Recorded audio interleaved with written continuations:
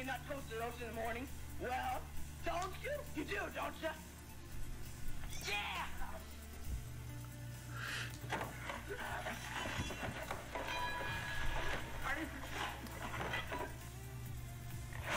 Honey and nut toasted oats is part of a balanced daily breakfast with over 5,000% of your daily sugar intake needs.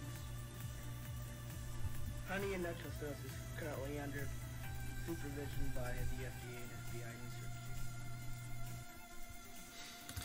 Alright, welcome to the stream. It's been a little while. You know, I went to PAX and have been also just kind of traveling a bit, so, and haven't had a whole lot to show, but I thought I'd show today kind of something that I've been working on to kind of rework some of the underlying systems of Pet Planetoid, and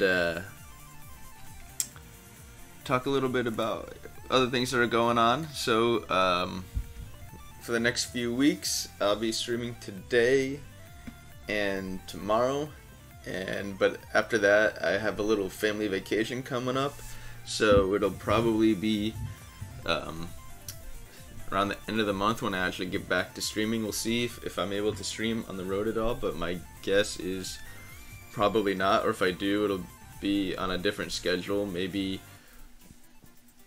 in the evening, because I'll be doing a lot of driving during the day. So to that point, also another thing is, so I'm working on Pet Planetoid. I do have to take a little bit of time pretty soon to work on some paperbound things. I'm bringing paperbound to a new platform. I can't really say much about that yet, so I can't really stream about that, but that'll be taking up a bit of my time this month and probably into October. So things will slow down just a little bit while I do that work. But in the meantime, I want to show you what I've been up to.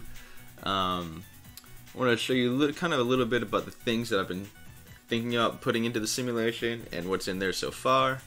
Talk about the changes that I mentioned earlier and show how things can mess up when you, just in general in game development, you know, you get crazy bugs all the time, but especially when you do a physical simulation, you know, you can change something in one place, or you change maybe some underlying way you're representing stuff mathematically, and that can just cause everything to blow up. And maybe you can see about fixing one of those things right here on the stream. We'll see. So basically, you know, I have a lot of stuff, like, I can show you here, you know, there's like surface temperature and a bunch of other stuff, you know, air temperature, surface temperature. No, it just went crazy. Perfect. Let me disable something for a second. That's the thing that's blowing up. And then maybe we can look at that in a little more detail. You know, you got air pressure, which right now is pretty even around the planet. Humidity, etc. And you can see the humidity is kind of changing as the sun goes around. And as time goes by, you should see more and more change with the surface temperature. Or if I just say I put a little bit of heat in there, right? You can see the surface temperature changing. And it looks like it kind of went a little too crazy right there where those red dots are. But the way I was representing stuff was kind of not like really using the real physical units, so I'm trying to use like all like international scientific units to represent things. Before, for example, if I had rain, it'd be like, oh, there's some number that means rain, but it didn't really tie to necessarily that directly to any like physical unit. So I wanted to go back and fix things, and also fix kind of how I was doing heating of the planet from the sun and radiation of heat from the planet back out to space, because it wasn't really based on the real equations before, and so I wanted to go back and fix that. And so for example, a lot of what I've been looking at is something like this. This is based on the Earth, but which gives me good numbers to sort of tune my my stuff to make sure it's all working correctly. But theoretically, you know, if you change the composition of the atmosphere, the composition of the planet's surface, the same types of equations will apply. You'll just get different numbers out. And so basically you have a bunch of heat coming into the planet, and some of it gets reflected by the atmosphere, some of it gets absorbed, some of it finally hits the surface. A little bit gets reflected back out. Some goes back into the atmosphere as evaporation, or just sort of like what's called conduction, where the air touches the land or water surface itself and transfers heat. And a big important thing is this stuff over here, the radiation. Like basically all matter on the Earth actually emits some form of radiation, which isn't necessarily a bad thing. I know we think of radiation like, oh, scary, but certain types of radiation are dangerous and certain types aren't. Like if you think about a remote control that uses what's called infrared radiation, which is a really low energy radiation, and it's really not harmful to you at all. But and then you have above that you have what's called visible light, because all the light we see is actually radiation. It's not really that different from other forms of radiation. It's just at a lower energy. And then you have UV or ultraviolet light, and that's why you gotta put sunscreen on. And then above that you have like X-rays and stuff, which start getting dangerous because they're just so high in energy. They'll just like penetrate through you. So most of the energy coming in from the sun is both in the ultraviolet and the visible spectrum range, and so that doesn't get absorbed super well by the atmosphere. But the Earth isn't as hot as the sun, so what it's actually emitting is mostly infrared. So most of that emission gets absorbed by the atmosphere, and often a lot of it will just get like re-radiated back down to the Earth, and that's basically the greenhouse effect right there. And this all comes from an equation called black body radiation. And what that means is if you have an object that doesn't reflect any light, so it'd theoretically be totally black, how much energy would be emitting from that as a result of its heat. And that's a really crazy equation because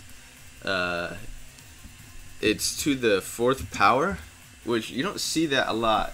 So, you know, sometimes you see linear stuff or it's squared, but this is actually to the 4th power. So the amount of energy heats up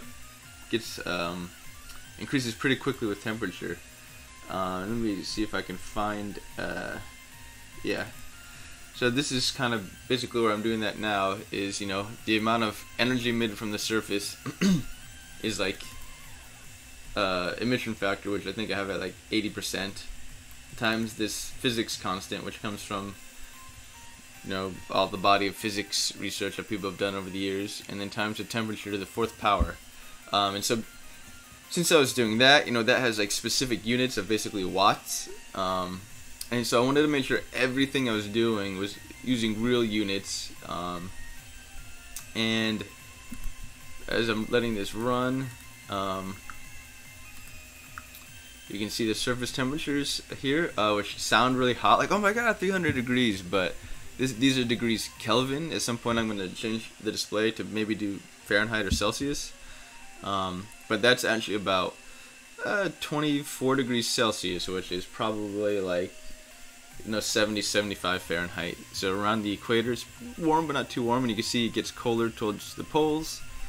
Although it looks like the sun is in the southern hemisphere right now, so it's a little warmer towards this pole than you might expect. And it's all water right now, so water actually holds heat pretty well, so you're not going to get the drastic changes in temperature yet that you see on Earth, because A, there's no land, and B, just not enough time has passed for certain areas to cool down too much. Eventually you might start seeing some ice up here, but it's going to take a while. Maybe I can speed up the simulation, and that'll happen a little faster. So yeah, I did that, and things are pretty much working. You know, I tried to get the numbers pretty close to what they are here. I can't make it exactly the same because some things aren't accounted for yet. Like, there's no land on this particular planet, and you know, I have to do a little more to account for clouds. But yeah, that's working pretty well. But at one point when I was working on it, I got something like this where a planet just kept bulging at the center, getting fatter and fatter, and it was crazy until eventually it just kind of exploded. And what that was actually, so I have rain, evaporation, and then condensation and rain falling back. And as I was changing all these units to be like, the real units of grams and kilograms of water, basically the evaporation was right, but the rain was off by a factor of 1,000. I think like kilograms to megagrams or something was the conversion I needed to add. And so basically it was getting 1,000 times too much rain. And then also I had disabled the fluid flow, so it was just accumulating at the equator. So I thought that was pretty funny. Yeah, so when you're making games, sometimes stuff gets messy and you gotta fix it. And so I thought maybe you'd like to see a little bit of the stuff I have to deal with when I'm making this thing. Godzilla egg.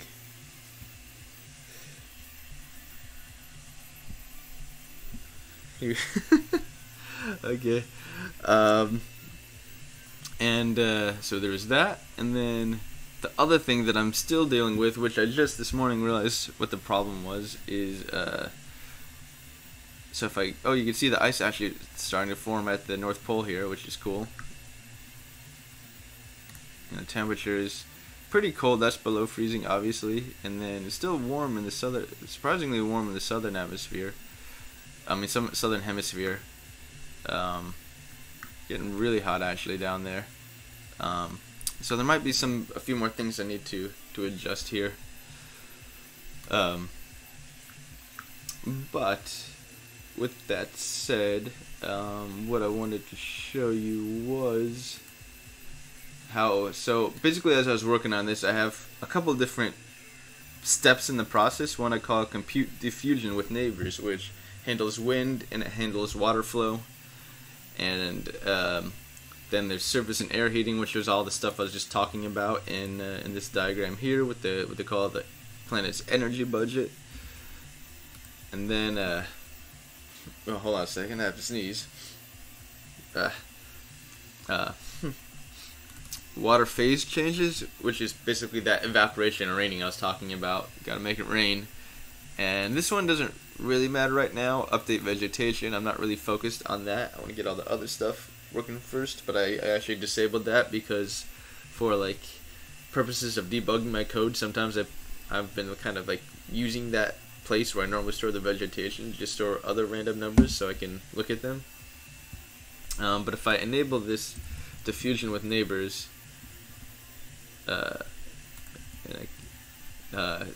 goes crazy. Just nuts.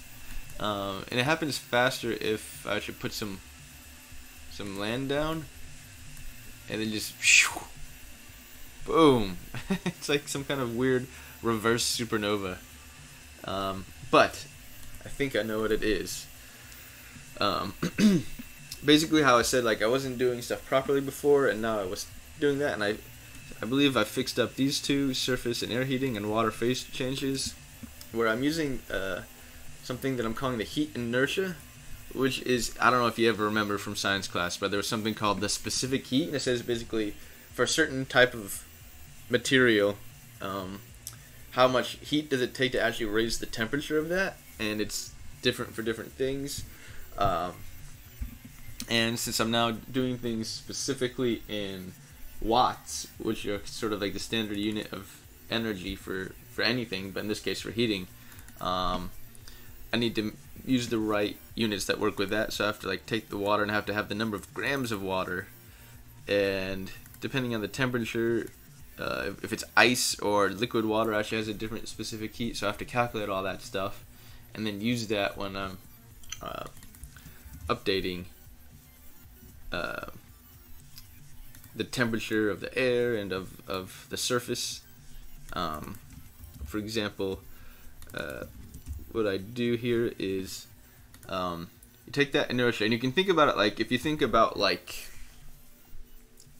kinetic energy and momentum. You have a certain amount of mass, and that amount of mass affects how quickly its velocity can change.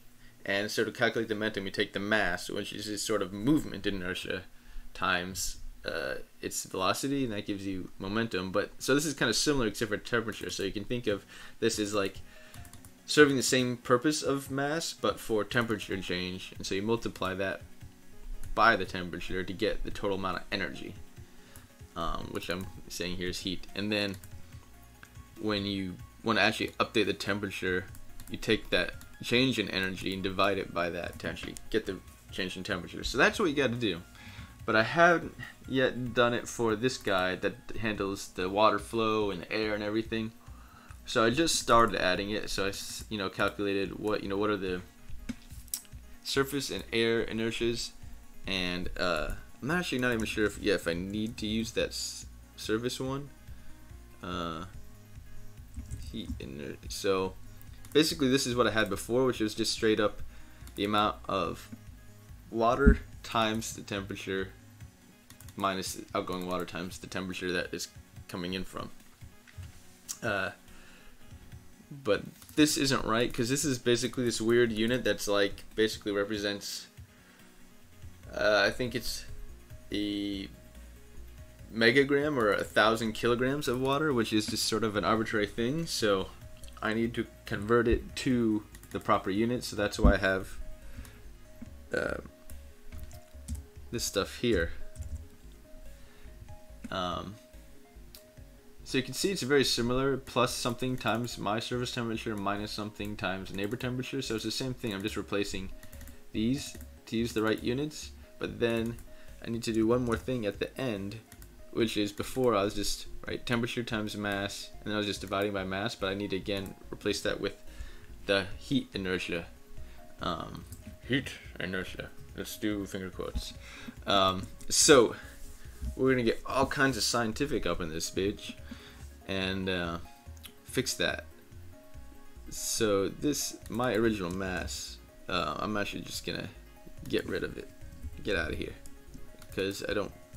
Oh yeah, I was also doing this thing where like I was saying an arbitrary amount of land mass for the purposes of like heat calculation. So now I've replaced it with basically, after doing a bunch of research, I realized that or I learned, I should say, that when the sun heats the planet, depending if it's hitting land or water, it'll be a little different. When it hits land, it actually only penetrates, maybe a few inches, or heats up only the top few inches of the land, like say over the course of the day.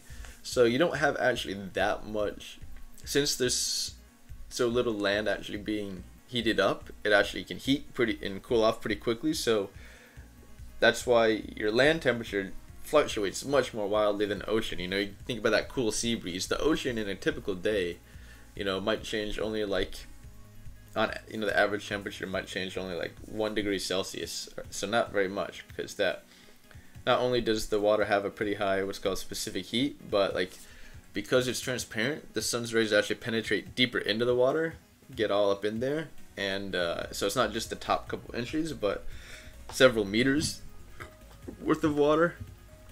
So basically, I'm getting rid of all this kind of. This was good for the time. It helped me get started to like have some kind of simulation going, getting basic stuff.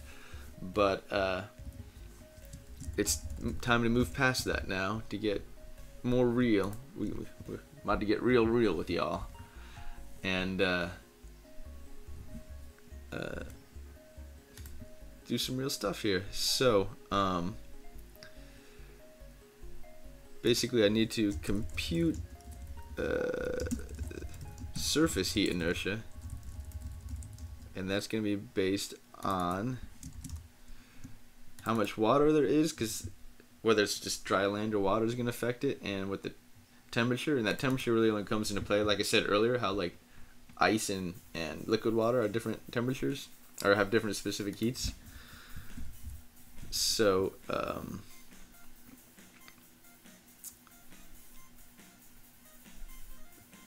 so the original amount of water was, do I have my surface water? I guess this shift props 1.z is actually where I store the water. So let me go back to where it was. Okay, so service water and service temp times the service temp. So this is sort of like the initial amount of heat energy to start with, and then subtract out however much we lost, or if that's negative we gain some, and then we don't want my mass anymore. What we want is different heat inertia based on the change in the amount of water. So we lost or gained some water.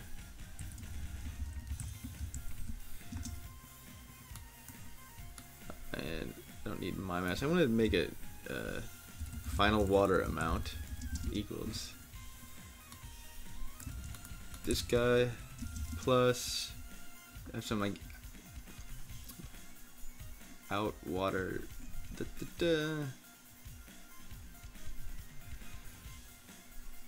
That's all air stuff, that's wind. Okay, here's what I'm looking for. So out water flow. So we can see I did some stuff here with that out water flow.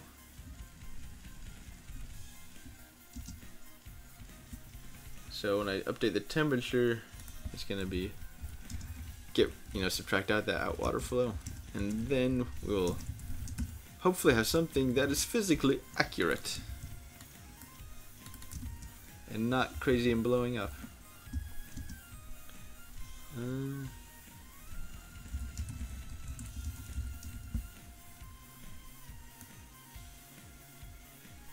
Okay, so basically, these will be two different inertias because the amount of water will change, but hopefully that heat change will be based on that difference. So if you just lost water and didn't gain any, your temperature shouldn't change.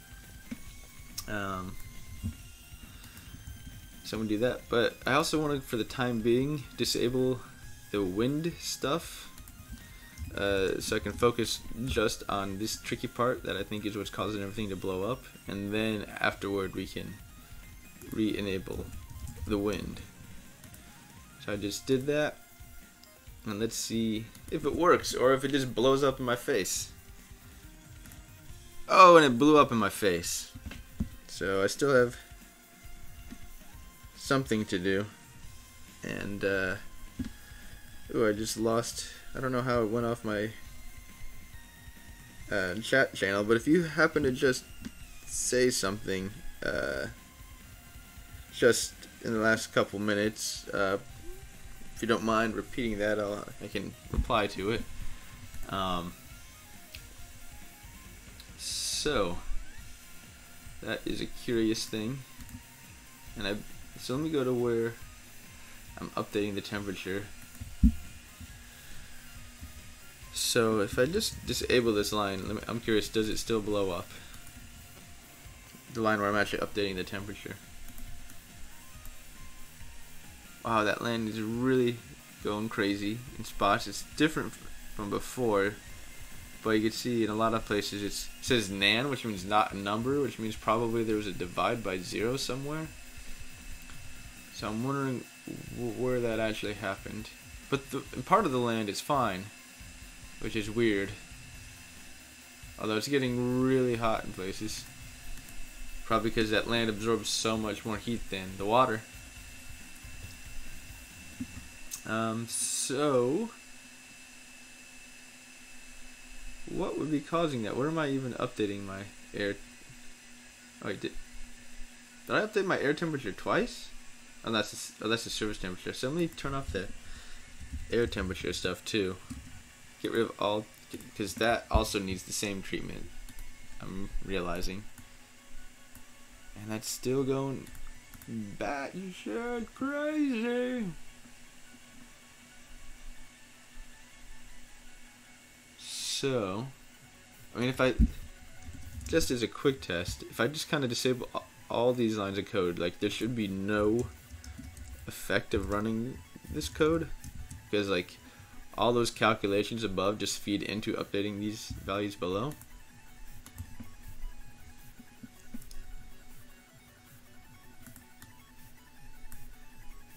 Okay, good. and then we can kind of systematically re-enable certain things and see what happens. So none of this should really have much effect on temperature right here, or any really.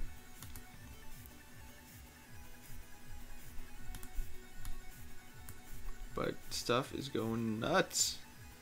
Going nuts. Kind of makes you wonder, what if if it's some weird complex interaction with the other stuff that's going on? So if I do just basically the water flow, what happens? Yeah, interesting.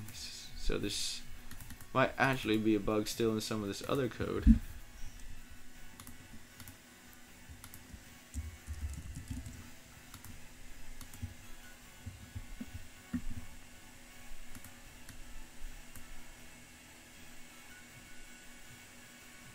So it might be something with the evaporation and rain, which I was actually seeing weird stuff where sometimes it'd get really cold around the edge before, like ice would start forming, which didn't make any sense. But, and you can see that land is heating up a lot faster than the water. 301 degrees, though the land is getting to 350, which is probably a little too hot. And then it's cooling back down pretty rapidly. Probably not as rapidly as it heated up in the first place.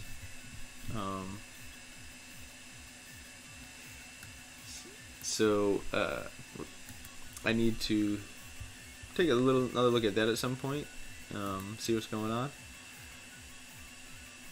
But if I re-enable the water, rain, and evaporation, that's when I'm gonna get some craziness, it seems. Yeah. So what is going on there? Must be something with my temperature computations here.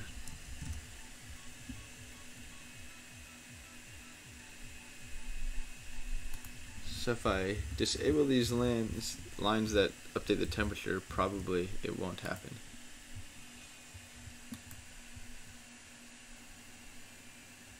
It's tricky stuff, kids. Tricky stuff indeed, yeah. So why would that be going crazy?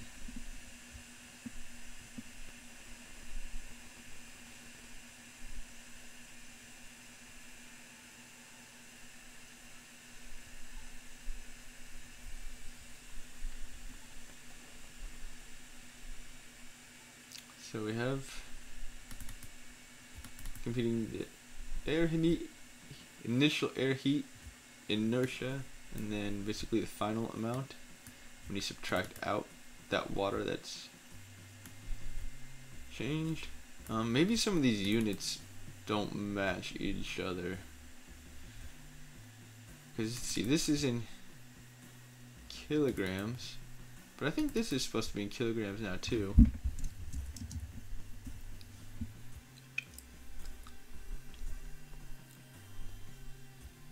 If I actually go to where I set up my planet in the first place, so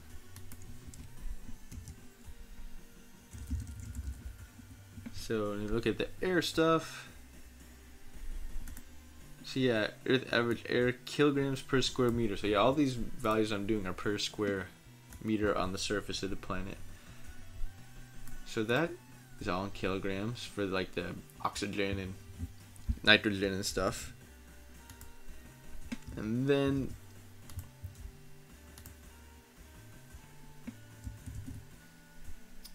the only question is the air water.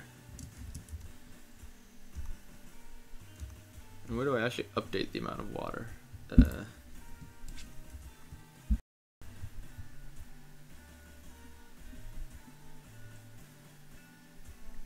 Yeah, so it's in that kilograms. One thing I don't like is I'm kind of representing the amount of water on the surface and in the air on different scales, because basically I wanted to represent the surface water as every meter of depth of the ocean, but I'm starting to think maybe that's not the best way, because this creates these kinds of complications where weird bugs can pop in when I have to do these conversions. So it's nice to do everything in the same units. So I'll probably change that pretty soon.